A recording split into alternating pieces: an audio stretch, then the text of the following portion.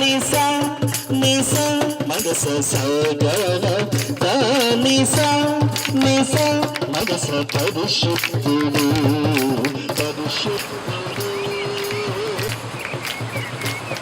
స్తోత్రం. మీ అందరికీ యేసు నామములో వందనాలు తెలియజేస్తున్నాం. మరి ఈ సమయంలో దేవుని వాక్యాన్ని కొన్ని నిమిషాలు జ్ఞాపకం చేసుకుందాం. మరి ఇంతకుముందు కొన్ని వారాలుగా చెప్పలేకపోయినాం, అయినా దేవునికి స్తోత్రం. మరి ఈ సమయంలో చాలా ఇంపార్టెంట్ అయిన మాటలు, 3 మాటలు జ్ఞాపకం చేసుకుందాం.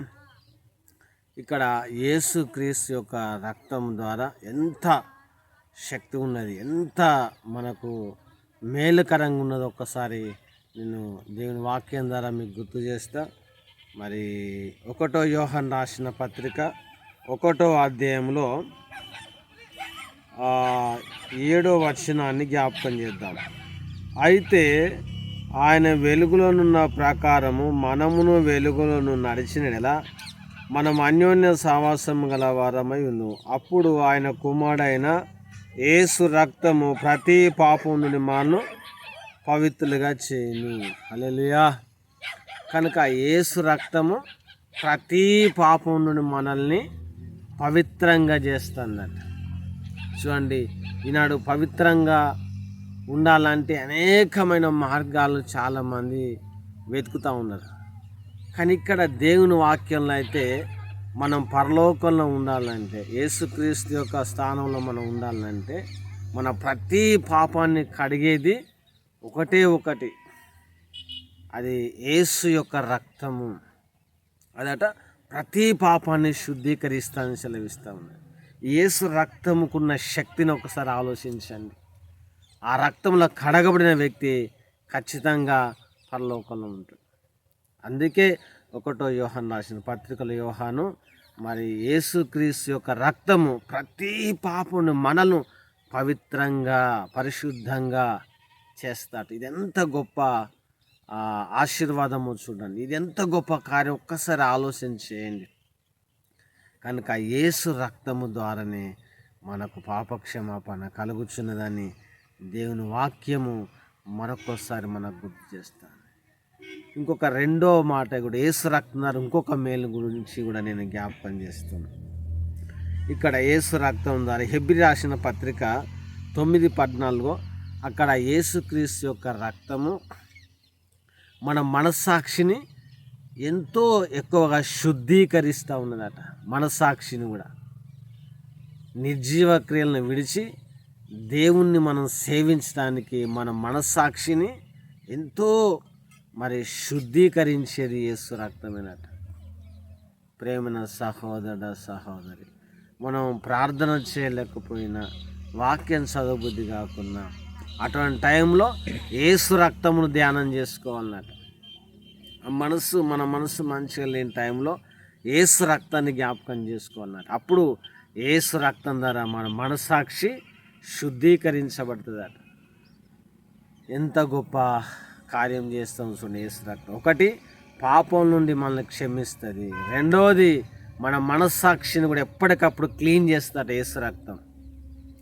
ఇంకా 3వది కాపుదలనిచ్చే యేసు రక్తము అన్నాడు.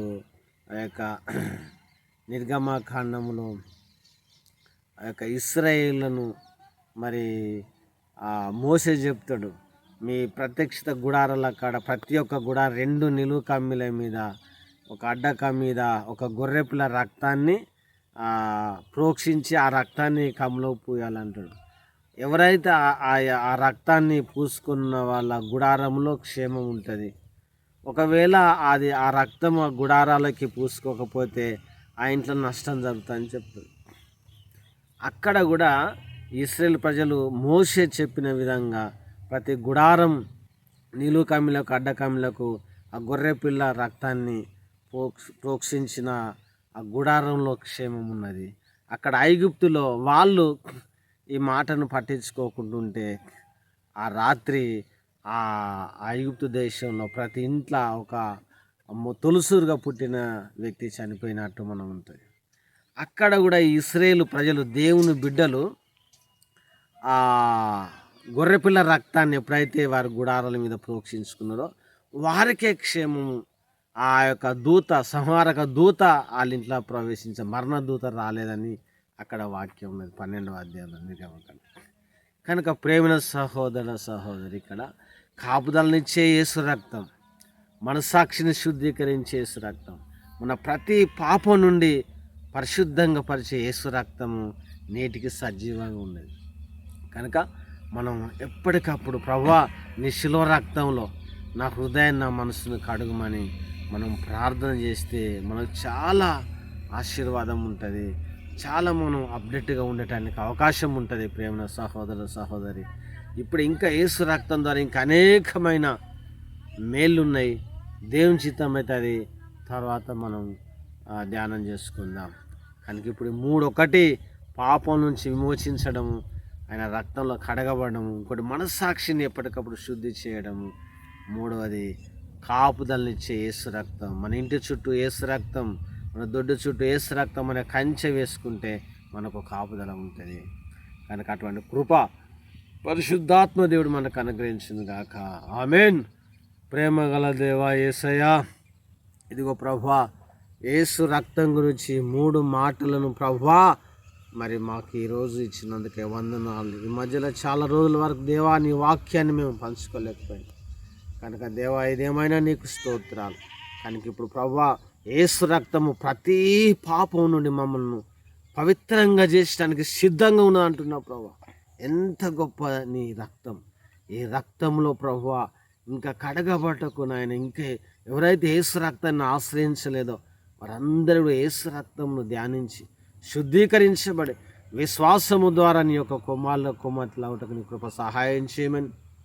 2వది మనస్సాక్షిని కూడా ప్రభువా శుద్ధీకరించేది యేసు రక్తం. 3వది అయా కాపుదలనిచ్చేది యేసు రక్తం అని మరొక్కసారి గుర్తు చేసిన ఈ 3 విషయాలు మా హృదయంలో ఉంచుకొని అయా నీ కృపలో మేము వర్ధిల్లుటకు మాకు సహాయం చేయండి. యేసు రక్తాన్ని ప్రతి సమయంలో యేసు రక్తాన్ని మేము ఆశ్రయించి అయా మేలు పొందుటకు మాకు సహాయం చేయమని వింటున్న ప్రతి బిడ్డను ప్రభు నువ్వు దీవించి నీ యేసు రక్తంలో భద్రపరచమని నీ దేవదూతల కాపుదలకు అప్పగిస్తూ నీ వాక్యంలో ఇంకా బిడ్డలను బలపరిచి స్థిరపరిచి దినదిన నీ స్వరూపంలోనికి మార్చమని యేసు నామములో ప్రార్థన చేస్తున్నాం తండ్రి. ఆమేన్, ఆమేన్, ఆమేన్.